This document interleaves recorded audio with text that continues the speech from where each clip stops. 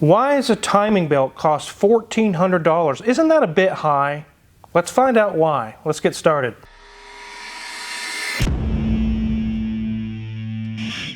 This is a 2008 Lexus GX470. This customer has a few Toyota products and they bring it to us religiously to have services done and everything that's supposed to be done like they should. There's nothing wrong with this vehicle. It drives perfectly fine. There is absolutely nothing wrong when you drive it. It drives smooth and beautiful. Why are we spending $1,400 then? Because it's time for the timing belt service. This thing is over 100,000 miles, quite a ways. It's had a timing belt service a while back. Now it's time again for another one. There are some vehicles out there like 90s Ford Rangers that the timing belt is so easy. It's a $500 job. That's not the case on a Toyota or a Lexus or a Mini Cooper or various other jobs. We're going to show you today why this is not a 15 or 20 minute job and the parts aren't $5 and $10. This is a very expensive job. I have not done a Toyota timing belt for under $1,000 in a long time. So let's take a look around this thing. So we can see right off the bat the headlamps are starting to get fogged. We're going to offer service to the customer. We can clean those up and make them clear again. It's not very expensive and very likely they'll go for it. This is your typical GX470. There are a ton of these on the road. You can see them probably if you go shopping tonight. You'll probably see one. So you can see down this side is in very good condition. This customer takes very good care of their vehicle. As we come around to the back, you can see it's the GX470 V8. Also in very good shape on the back. These are a very tall vehicle, as you can see, and very clean down that side as well. Let's hop into the interior. Well, there you go, ladies and gents. That's what you're getting today because the battery's disconnected up there and, well, I can't turn it on to show you how many miles it has or anything like that, but you can see back there, my light's reflecting enough you could see what would be illuminated if there was power to the vehicle. But as we go through the rest of the car, everything's in very, very good shape. As he said, they take very good care of the outside and they do the same thing on the inside. Lots of buttons for our infotainment system, got radio controls as well. And as we move back to our gear selection, you'll see that we have the options to have it in just regular four-wheel drive, and then we can also put it down into a lower range as well. We also have control where we can put it in high, neutral, and low range as well, which is kind of nice to have that neutral option if this needs to be a towed vehicle, if you're like behind, maybe a RV or something. As we look down, you'll see that there is a nice WeatherTech style floor mat, which obviously keeps those floors clean. And one of the reasons they're probably clean in here is a nice little duster wand in there. Seats are beige and they're looking really good. Pretty comfortable in here because this is a Lexus. They add a little more creature comforts, which means the seats are a little softer. The door car's in really nice shape. I like how it has a taupe on the top and ivory on the bottom. The wood is in good shape as well, not cracked or broken. The back seat is in amazing condition because I know this is an older couple. I've talked to them. They are oh so sweet people, but they are adults. They're retirement age. They don't have little kids anymore. So this back seat's not being used as much. I love the hat. Be kind. We could use more of that in today's society. But moving up, the headliner's all in good shape. Everything's looking good. Nothing broken, nothing tore. Everything is in good shape. Back to our steering wheel. And I love the wood on these steering wheels. They feel so comfortable. I could imagine driving this for a while, and this just would not get old. Very good, very nice, comfortable steering wheel. So, looking good here. Let's get the hood open and see what's going on with the timing belt.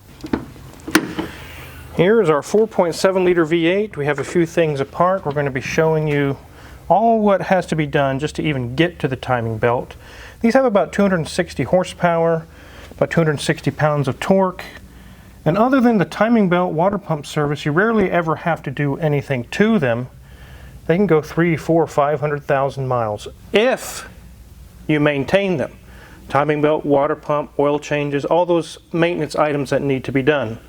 The hood struts are not holding this hood up, but the customer said go ahead on the hood struts, so they're on order. I'll get our handy dandy lock tool and lock these in place, otherwise it's going to fall on us.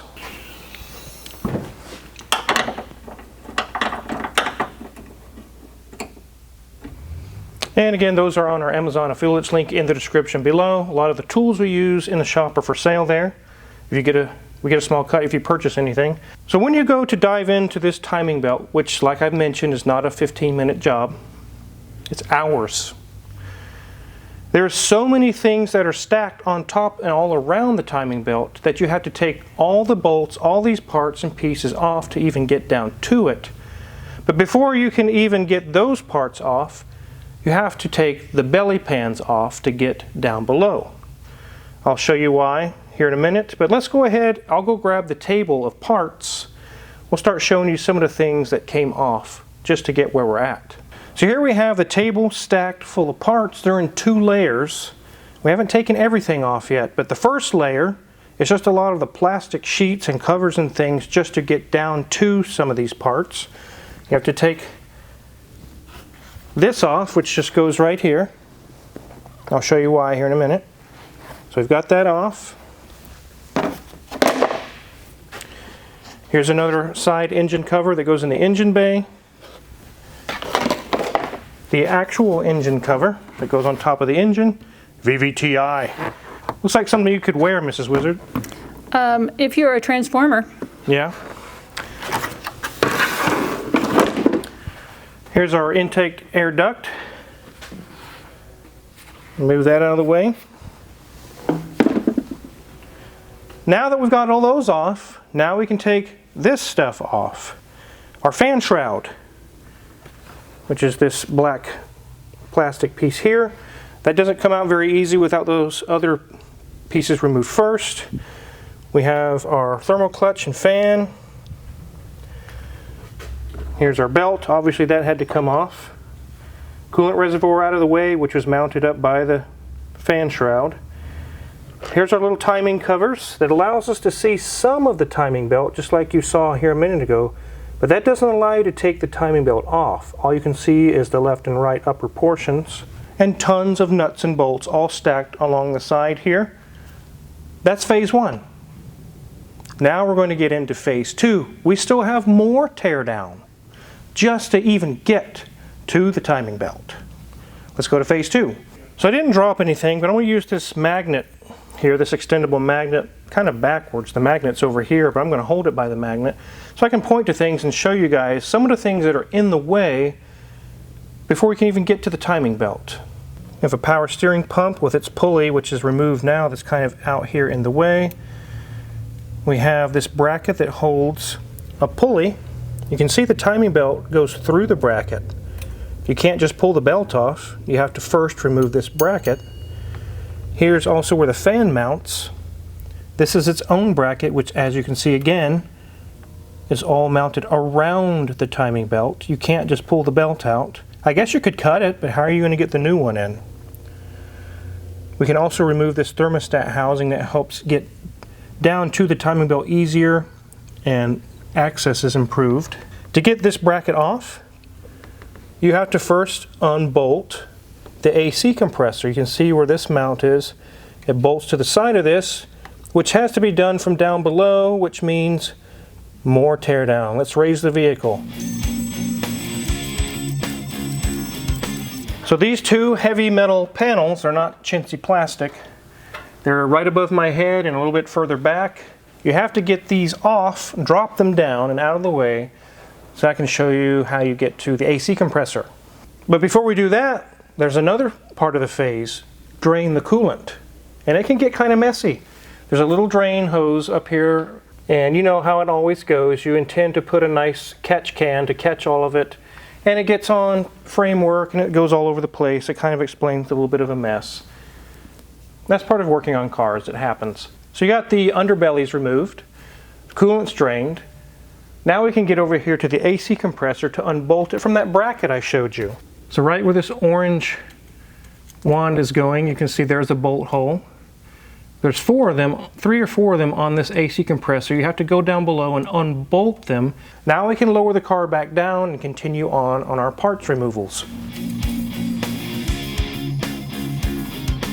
So this is a lot of up and down, going underneath to get to this, so that you can go up top and get to this. Then you have to go back underneath again. It really helps to have a lift to do this job. Can you imagine how much longer it would take if you did this while it was on the ground? It would be an all-day job. It really is. If you try to do this in your garage or on your driveway at home, it could take all day.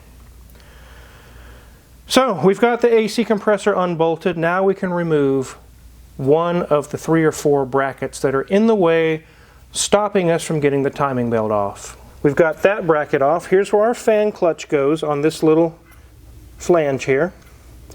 Here's where our AC compressor bolted to. And you have to take off these nuts and bolts and pull this off. That's one of them. So let's go add more parts to our parts cart. Next, it's really advantageous to remove the thermostat housing. As you can see, it hangs over and it's in the way. It's kind of like someone having their hand in your way while you're trying to get work done. You're like, bro, move your hand out of the way. It really is helpful to move this out of the way.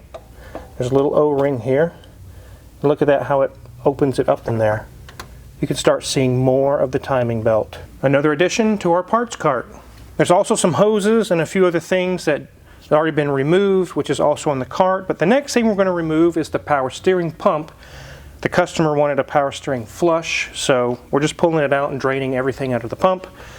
And it really makes it more open anyway to get to the timing belt.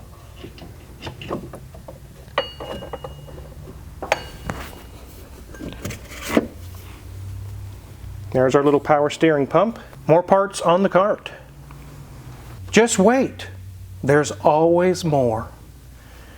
There's this bracket here, which is our serpentine belt tensioner. As you can see, the timing belt runs right smack through the middle of it.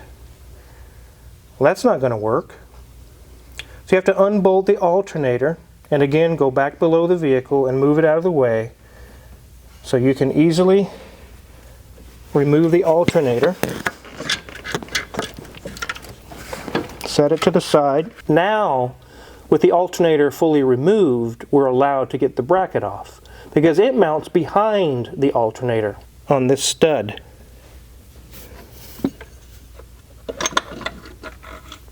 There we go. More parts for the cart. And once you get that bracket off, go ahead and hang your alternator back onto that stud so it's not laying on the frame. So now we can start to see the timing belt. Let's take a look. You can see the belt is now out in the open. We have all that stuff. It was crowding and actually mounted over the timing belt, not allowing you to take it off. But as you can see, there's still more parts to come off. We have to take off this harmonic balancer and this little shield. Then you can be allowed to get to the timing belt. We've had many customers, when we give them an estimate, timing belt, water pump, they'll say, I just want you to do the timing belt. Why do you keep throwing a water pump in there? Because it's ran off the timing belt. Take a look, guys. As you can see right here, that's our water pump. Look what's touching it. The timing belt. The timing belt powers the water pump. And you can't get to the water pump and remove it without removing the timing belt. I've actually had customers tell me, skip the water pump, just slap the belt on and call it good. That's one of the most foolish things I've ever heard. Because you know, as sure as it leaves 3 months from now, the water pump's going to start leaking. And guess what?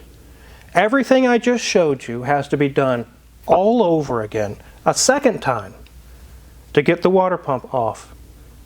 It's under warranty? No, it's not, because you declined the water pump. Oh. So that's why, and actually it's such a common thing when you do a timing belt, you do a water pump, that when they sell the kits, that comes with a water pump. Because they anticipate you're going to do that. The water pump only adds 10 minutes, 20 minutes of labor. It doesn't add much more time, and the pump itself is maybe 50 or 100 bucks. It's not expensive. Why would you skip that when it takes all that labor again just to get to it? And the car already has well over 100,000 miles. How much longer is the water pump going to last? So it makes sense to just go ahead and do it right now. Once you get all that done, you don't just pull the belt off. You have to first get the timing marks lined up. Let me show you that. We have our harmonic balancer at top dead center on the 0. You can see it's been painted and marked. Our cam is also lined up with those paint marks. And also on that side as well. Why is that important? Because if you get that out of whack by even 2 or 3 teeth on some engines like this one, you can grenade the engine. So you can see what's at risk here. Being careless or not doing a very good job and getting the timing marks off could cost this shop a new engine. So that's another reason why the cost is so high, because the risk involved. Once you get the timing marks lined up, then you can take the timing belt off. You put the new belt on, put everything back together with its pulleys and tensioner, which I'll show you the pulleys and tensioner now. Here's our tensioner, which is pushing on this pulley. Those two get replaced. And over here is an idler pulley. That gets replaced as well.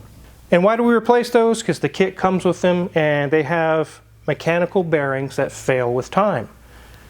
When will they fail? I don't know. I don't want to wait and find out that it fails after we did this job and then throws your timing belt off and damages your engine. So those service items are all basically required to do the job. That's a lot of work when nothing was wrong. That's the trouble you get into with a lot of cars today. They're scheduled services that have to be done.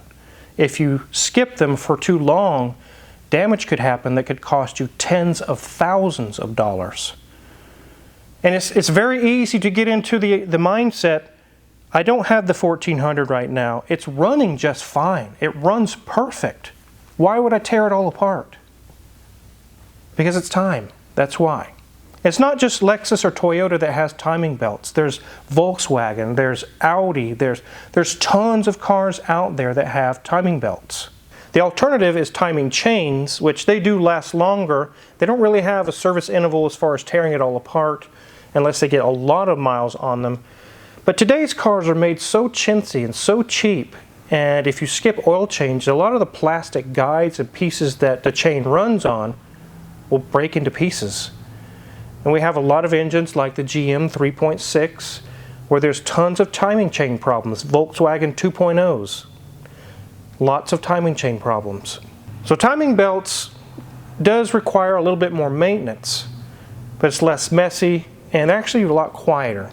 So I definitely wanted to do a video for you guys today to show you why is it so expensive, especially on the Lexus and Toyotas. There's a lot of hard metal parts that are encased around the timing belt to even get to them, and it requires some teardown. A table and a half or 2 tables worth of parts just to be allowed to even get to the timing belt. We've been getting a lot of people calling in on timing belt services or just general services, and it's that time of year. People want to get their cars maintained, and they've asked kind of what's the rough idea on a timing belt. Lexus, Toyota, Volkswagen, we tell them anywhere from $1,000 to $1,500, and they're shocked. They're like, why is it so high? I don't know of any shop that does this job for cheaper. All the shops I worked at years and years ago, we were charging this much even then. And you can see now why. It's a lot of work. You might have some shortcuts, or you could do this faster, do it cheaper. We just like to do it right here. Make sure it's done right. You drive off. You don't have to worry about anything. There's also parts. The timing belt, water pump, pulleys, tensioner kit on these is not 50 bucks. It's $200, $300, $400, $500 depending on which brand you choose. This customer likes OEM only, which means the cost went up even higher, $400 or $500 for all the parts. You got a serpentine belt. We're going to do the thermostat while we're here. There's a lot of things that go into doing the job more than just the labor. The parts are kind of expensive too. So hopefully this video helps you guys out to understand when someone quotes you that $1,400 bill on your Honda or Toyota timing belt, why is it so high? Now you have just seen why it costs that much. If you're curious what kind of tools we use to do this job, just like that little lock tool for the hood struts we showed you, there's a lot of tools we use in the shop here listed for sale on our Amazon affiliates link in the description below. And again, if you purchase anything there, we get a small cut and we really appreciate it. Make sure to hit the subscribe button because we have a shop full of cars, which is more videos for you guys. Thanks for watching.